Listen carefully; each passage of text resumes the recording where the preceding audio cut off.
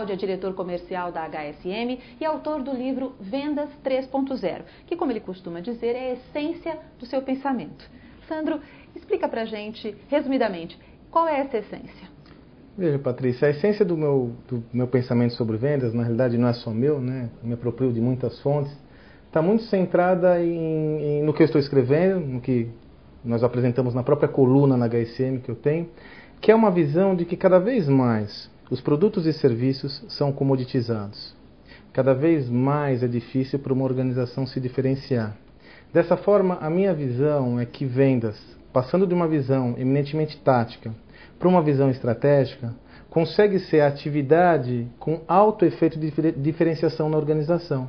Na medida que você tem produtos e serviços comoditizados, um processo comercial diferenciado tem potencial para agregar valor ao cliente de uma forma que cria um diferencial para a companhia. Então eu acredito que vendas deve passar por uma transição de ser visto, como tradicionalmente sempre foi visto, como uma atividade muito tática, operacional, para uma visão mais estratégica, orientada para negócios, orientada a criar valor para os clientes, criar valor para o mercado. Como que se cria valor numa venda? Então, primeiro a gente tem que entender o que é valor, né? E aí eu gosto muito da visão de valor. Essa visão, como eu disse, eu bebo de várias fontes. Uma delas é do professor José Carlos Teixeira Moreira, da Escola de Marketing Industrial, que ele preconiza que valor é sinônimo de significado, valor é sinônimo de propósito.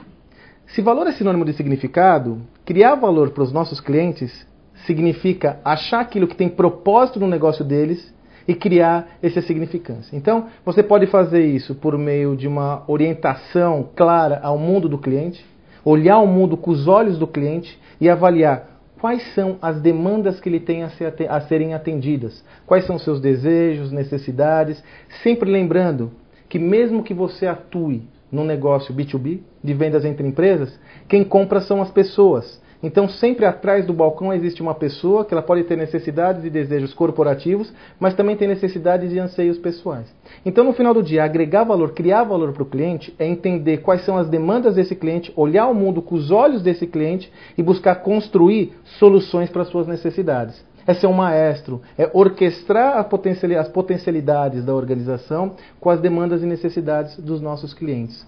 O vendedor, sob essa ótica, ele é muito mais um gestor de negócios, né? Como eu disse, um maestro de todo esse potencial, do que um vendedor com aquela visão clássica de antigamente, o caixeiro viajante, o mascate. Né? Criar valor para o cliente é enxergar o mundo com os olhos do cliente, entender quais são suas necessidades e anseios e construir soluções que atendam essas necessidades e anseios. É isso que no final do dia é criar valor para o cliente. Né? Sandro, agora será que isso vai gerar uma espécie de custo a mais para as empresas, uma vez que talvez elas tenham que, de uma certa forma, treinar os seus vendedores para desenvolver dentro deles esse pensamento, ou não?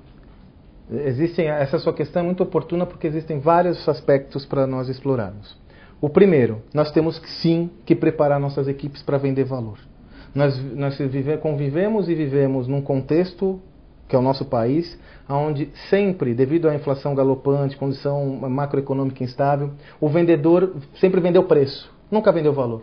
O principal argumento de um vendedor ao longo dos últimos anos foi... É o preço. É o preço. Compra porque vai virar tabela. Né? Esse vendedor não vendia valor. Nós temos uma geração inteira de profissionais que nunca se habituaram a vender valor. Então, as organizações, ao migrarem para esse posicionamento de agregar valor em suas vendas, têm sim que investir na capacitação da sua força de vendas. Essa é a primeira vertente. A segunda, de orientação para o cliente. Sempre que você constrói alguma coisa de valor para o cliente, você tem que ser remunerado por isso. Então, construir valor para o cliente também significa que você pode, é permitido a você cobrar um valor diferenciado por aquilo que você está entregando. É só pensar, é fácil, né, Patrícia? É só nos vermos como clientes. Nós, como consumidores, como clientes, quando nos relacionamos com alguma marca, com algum negócio, que nos é muito caro, precioso, nós remuneramos, não remuneramos? Não pagamos um pouco a mais? Por que é diferente com os nossos clientes?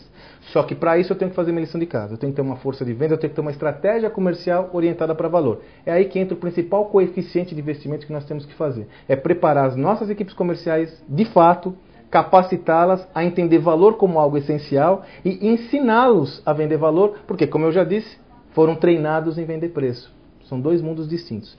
Preço faz parte da proposta de valor, mas preço não é igual a valor.